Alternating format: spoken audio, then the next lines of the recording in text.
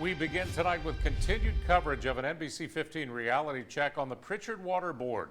Law enforcement officials spent most of the day confiscating luxury items from former Prichard Water Board manager Nia Bradley's home. NBC 15's Laura Barczewski joins us now. Laura, both Nia and her husband Anthony are facing charges connected to these items. Yes, they are, Greg and Kim, and both of them are in Mobile County Jail tonight as dozens of Louis Vuitton bags, shoes, Gucci bags, TVs, and a whole lot more was pulled out of their home and piled in the front yard just like a yard sale. And officials say they think a lot of it was illegally purchased. There's just a lot here. I've never seen anything like it. Designer bags, TVs, a safe, clothing, furniture, guns, and boxes of designer shoes piled more than 5 feet high in several rows were confiscated from Nia and Anthony Bradley's home on Charmingdale Drive South today. The items that are being taken, from the home, we believe that to be, proceeds from illegal monies. But again, the sheriff's office is here more of in an assistance capacity to process the crime scene, and because it is being handled as evidence, and will be taken to a secure facility until such time a judge can determine what happens with the property. The Mobile County Sheriff's Office helped the District Attorney's Office and other law enforcement agencies in raiding the home as part of the investigation into allegations against the Prichard Water Board and its former manager, Nia Bradley. This room's filled with items that have been purchased from proceeds from the Prichard Water Board, illegally purchased. We're inventorying those items as they come out.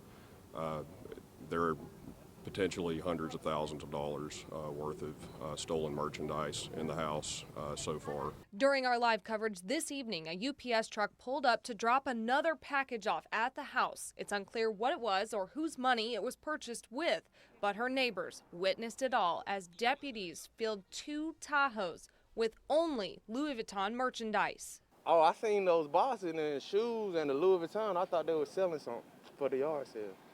But hey, I guess not. Y'all told me different. It's just kind of a shock that this is in here, so you just never know who's in your neighborhood, I guess. They say it's one thing to hear about the alleged purchases by Nia Bradley. It's another to actually see it laid out on the front yard on their street. It's a shame the way she, manipulate the water company. Got them people over there with that high water bill, them older people who can't even pay their bill. Got to choose between medicine and water bill. And all the stuff they say she bought that was really unnecessary.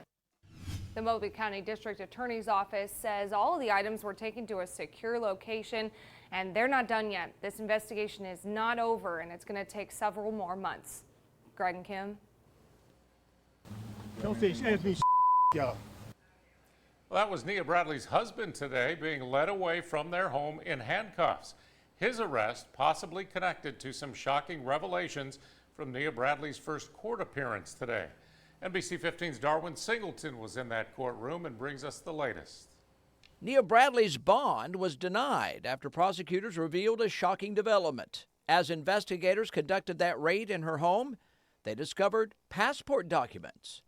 We are uncovering, copious amounts of evidence as well as new passports. And so that was the basis for us asking the judge to hold her with no bond. A new passport for her husband, as well as a new unopened passport sent to her address from the federal agency that issues passports.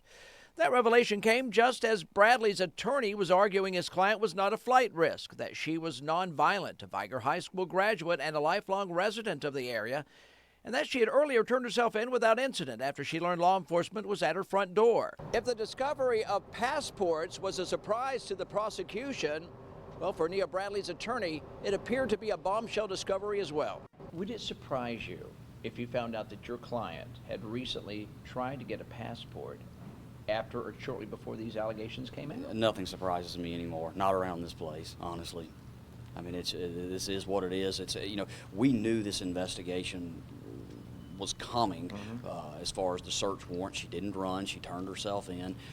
We've cooperated to the extent that we can, but it is what it is at this point.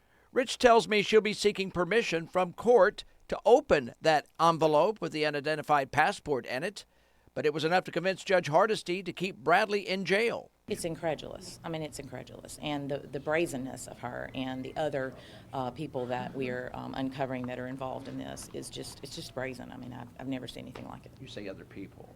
Are we are investigating many other people. So that's really all I'm going to say. Also leaving the courtroom today, 2 previous members of the Water Board who would not comment to NBC 15 News at this time, but were watching with great interest what went down in the court this morning. At Government Plaza, Darwin Singleton, NBC 15 News.